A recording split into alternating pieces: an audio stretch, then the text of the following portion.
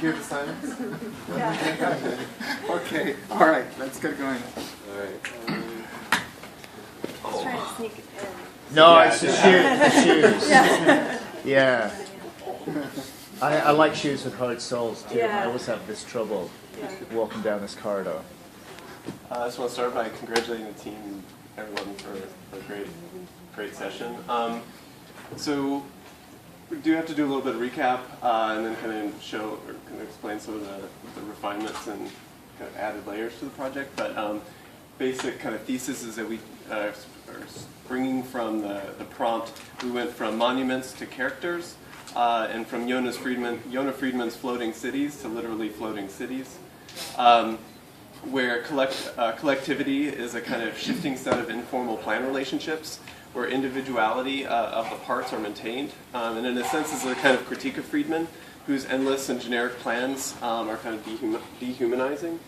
And so we conceived of the project in the kind of book format where we took a kind of generic Victorian house plan book, which we thought played upon the idea of the generic versus the specific or the unique, which kind of goes into these all being completely unique, but also a kind of picking a unique version to kind of align yourself within this kind of generic framework format.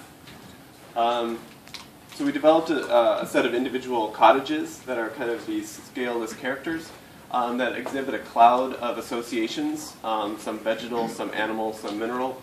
And these objects have a set of design rules. Here that they have tripartite organization, strategic symmetry and asymmetry, zoomorphism and anthropomorphism, and a certain kind of contrapposto or not upright posture, like an old man. Me. And there's a kind of formula here. One sort of refinement or introduction is these wrappers that we're calling outfits or cozies. They're kind of like cartoon characters that only have a shirt on, like Porky Pig. And so those have their own set of rules. They don't go up all the way up or all the way down, sort of reinforcing the tripartite organization. They're more articulate than the silhouette, so the silhouette's meant to be kind of dumb in its form, in its shape, but the cozy or outfit has a little bit more refinement to it. Like a flowery collar or something. It emphasizes and frames geometry present within the silhouette, so it introduces a new kind of geometry, but it also takes cues from the old. So it also reinforces certain readings by framing a neckline or something like that. And it takes its shape from its silhouette, so it doesn't kind of pull away too far, but it's like a shirt. You know, it has pockets or something, but it doesn't pull away, and it's like Lady Gaga or something sticking way up. So the plan relationships of the collective forms try to link social relationships with urban plans that have a kind of historical reference, like Ledoux, and and have certain political and contextual relationships. So like a ring format is worshippers. The medieval village. The medieval village is an arrangement in the form of a party of friends on Friedman Lake. A little too close with no room left for Jesus. No zoning laws or any other guides regulate the space between characters. Each is allowed to exert its own personality and link to their favorite companion.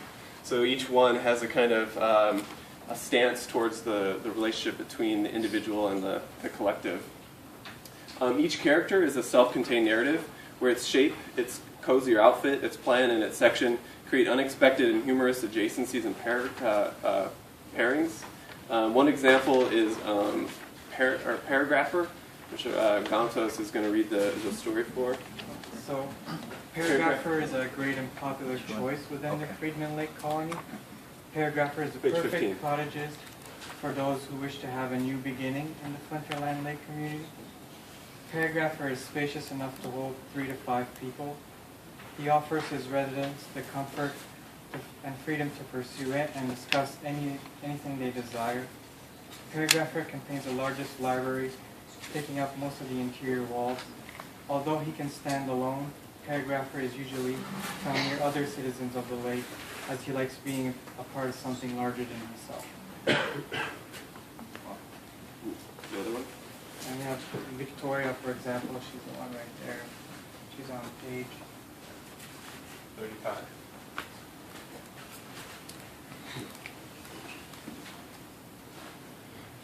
So Victoria is an English-style cottage.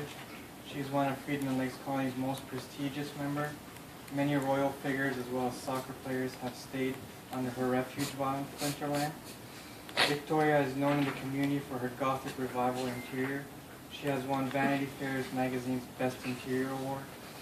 Victoria is suited for those who tend to have difficult lives in which hard work, perseverance, luck, and love are the main priority. One of Victoria's most memorable amenities is a spacious and well-organized hat hanger, guaranteed not to ruffle your feathers or wrinkle your top hat.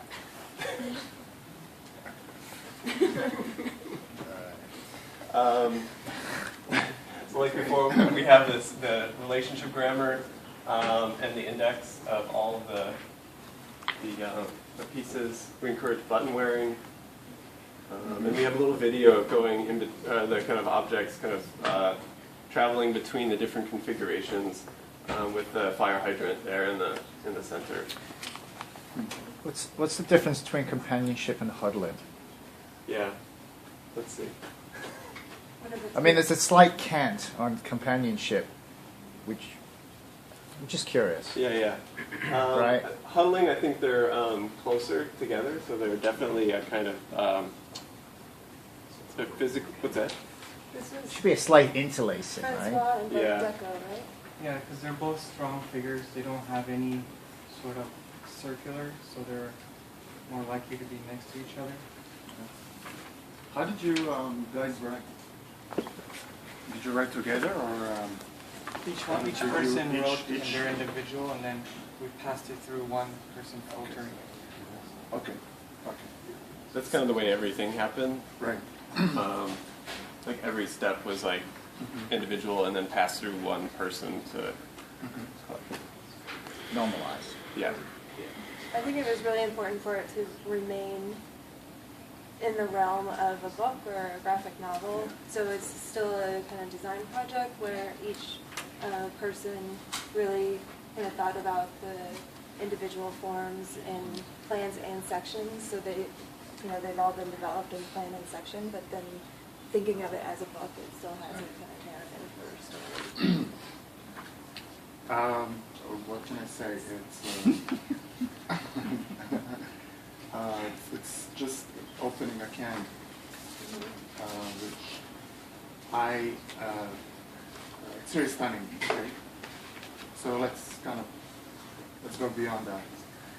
I think that definitely your group has been developing, I don't want to say a style, but the way of working, which is, I haven't seen this before.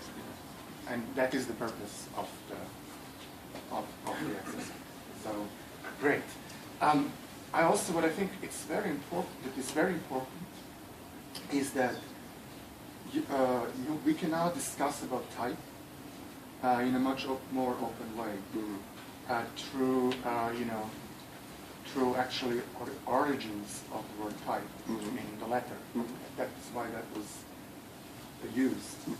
And I think that beyond all of these looking so strange, but together, in fact, this is a great video because we spoke about the urbanity of separate pieces, which each carry a certain code, but they're all different.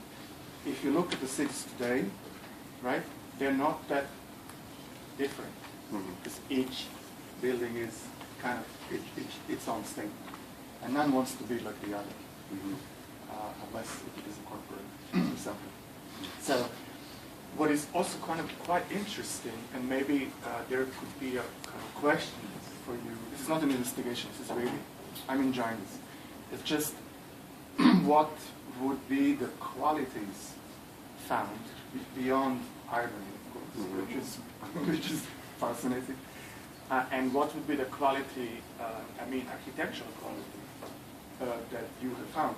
What I noticed, in fact, that there is a place, even though plans and sections kind of prove us some sort of how do you say, expertise, right? You got to have a plan. Still, you got to have a plan. But what I find quite interesting is that the play between the volume, right, and the skin and the organization, it's all there. If we take the Madame Maud Dome, right, in fact, all is there. It's impossible, in fact, which is why it is actually a matter of study. And I find quite, including this, including that, and I find kind of fascinating also the second quality that this project, your project has, is that something which we look at historical, futuristic, becomes kind of like creative and retro. And there is kind of high retro vibe. You're good at that, which is good to know, right? And can be used. Of course, when we look at the kinds of drawings like this, we know this is an image. And you're right, this is for the book. Right. But it's an intellectual image, meaning that the message comes before the actual technicity. Right. And most of them, even when we look at them as models, right, they're kind of, how to say, they have a potentiality within them, but they don't, how to say, complete the realization. It's very similar to the work of Matthew Barney, for example. Who? Matthew Barney, an artist. Okay. You guys know who that is? No. Okay, you've seen it. Okay. Just don't have the names. But for it. and you know who his girlfriend is, Bjork. They broke up? Oh, yeah. They broke up a while, yeah. You have them reading Us Weekly. Maybe they have to still share stuff. Doesn't matter. So, but what is interesting about potentiality is that it never realizes itself. It pushes, the kind of, it's going to happen, it's going to happen, it's going to happen, and it keeps on that level. So that makes me extremely kind of happy to see here, because it's kind of comes to the point of like making the medium out of the impossible. And so in that sense, the typography. I mean, the second question, of course, which you can answer, is that how far this can go. You know, is it not to become arbitrary? Because I'm sure you ran to that point where you can just multiply things, right? Then you can actually multiply. But that's my question. Did you feel the moment where you exhaust, the letters? Yeah, or I do you think feel you can do this? That's something I think we've run into before in other projects that we've worked on, where it's like you have to exhibit the facility of the system, but you can't exhaust it because it's about proving an infinitude. Because it's about, but yeah. So the balance of, because like type and character is exhaustive because you're always grouping things in ever smaller groups versus making them individual. They just become more and more individual. And I think that's an important question. Like, how many do you show? Like, how do you group them? And that's something that I don't think comes across here yet. Is the grouping? Like, how? Like, maybe it is like a set of different groups. Like, these are all the ones that use radiuses, or like trying to think about. It's because the grammar is the weakest part. Yeah. Right. And so this is really fantastic. I mean, there's an interiority that's being celebrated through here, and even the fact that the trees are, sitting on little stands. Like, we know it's not a real place. Right. It's kind of weird. You've got a large-scale intention of location, but nothing in here is ever in context. Right. And even these are not in context; they're just in relationships with each other. Right. Well, what happens here is that the rules break down, because I actually go through here, and I bet you I could change all of these titles around, and it wouldn't matter. Right. So that's, to me, I mean, I'm picking at this. I mean, it's kind of like, if we want to go back to type, we've got monospace, right? And we haven't got kerning, and we haven't got, the modern typographic techniques of how letters go together isn't being displayed yet. Also, And I think that's something that we just didn't get around to really, but we, we really kind of strategize between how these groupings kind of went together based mostly on their stories. Yeah, it does link to their story and stuff, but it doesn't come around. Like, it's too much, like, told in your head once. Yeah, it's overdone. I mean, I don't mind the subtlety. Like, I mean, because I keep reading into this and I'm thinking, well, because this is slightly sloped, and this one's pushing out, then that sets up a better relationship. But then I want to go through and find all the instances and categorize. Oh, here's a slope, and this is a slope. Okay, so this one and that one go. Because I'm really stupid. My head's rule based. I'm always making rules up so I can set up priorities. Part of my own curse. Yeah, because I'm method based, and that's just the craft. And Sergio and I were just talking about this morning. We were coming up talking about method and how method is becoming resurgent in design. But at the same time, I challenged him that as long as you actually end up with something cool that's relevant to where you started, he'll throw the method away halfway through as a divergent process. Like, you can get to this point and go, well, the method got us to this, and we found these other tangential things, and man, those are really strong. Just throw that crap away, and we'll go off on that tangent. Jeff Kipnis has a word for that, which I can't remember right now, but it's something parametricism, where it's like you design what you want, but then you test its performance parametrically. So it's like basically what you're describing. You design the thing you want, but then you test all of the iterations of the relationships. Yeah, it's like version. I mean, we're having to do versioning, right? And that's the kind of the whole point of the technique that was set up this time was to run 5 parallel lines of investigation, mash them together to look for synergies and what happened, and then abandon the rest and follow those lines forward through. But each of those was done on a series of versionings, so you get the maximum amount of exposure of the maximum amount of elements. But you still have to make a decision. Right. I mean, the project's brilliant. I mean, it's seductive, right? And it's rigorous. Yeah, I mean, it's absolutely rigorous. I mean, I could read the book for a couple of hours just looking at it and pulling out more details, and it's fantastic. Now, just to keep it on that good note, I would know a lot of people being offended by this kind of work, right? And you're probably going to run into this. Yeah. You know, it's just not respectful of certain rules. Becoming a rule, in fact, to break the rule. And but what I find, what I would like to know, especially when the book is great, what is this reconfigurable or not? Meaning, and that can be a decision. Meaning, if I reconfigurable by that, I mean that a randomness comes into the method.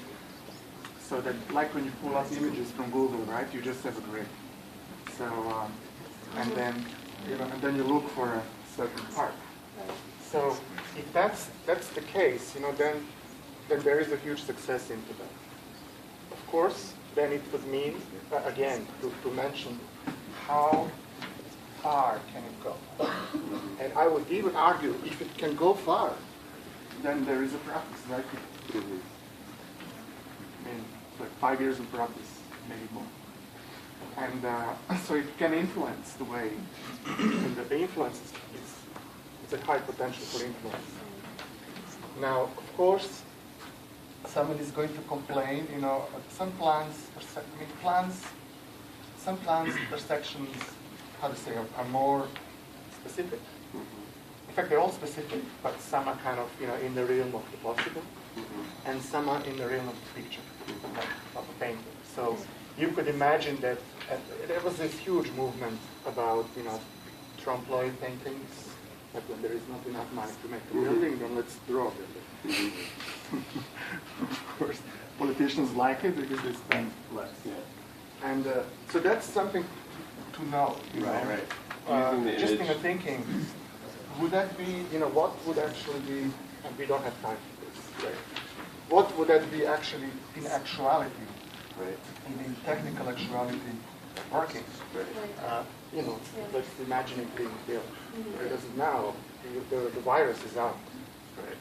We open the can and it's out. So now it gets the stain in some form. So we have a lot to talk about, which is great. I cannot spell everything out. And the second thing is, which I think comes out as a quality, or as a situation, rather, is the issue of spotting patterns. Whether there is a pattern that will be spotted. I mean, I could spot certain groupings, if you say, but in fact, it seems that it comes down, reduces the idea of the group, makes lower resolution to the pattern. Because pattern has always been kind of seen as a lower kind of candidate for order. But in fact, the entire internet works on patterns and coding patterns. So you know, we have to update ourselves a little bit. And this is really an update. That's why I think the project is successful, because it updates our thinking to what's already happened. Because architecture is always last. We're always behind, which is good, because a lot of people do work for us. We just have to, you know, gain it. And so great.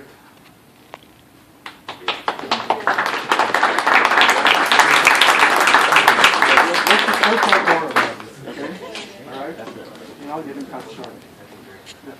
Okay.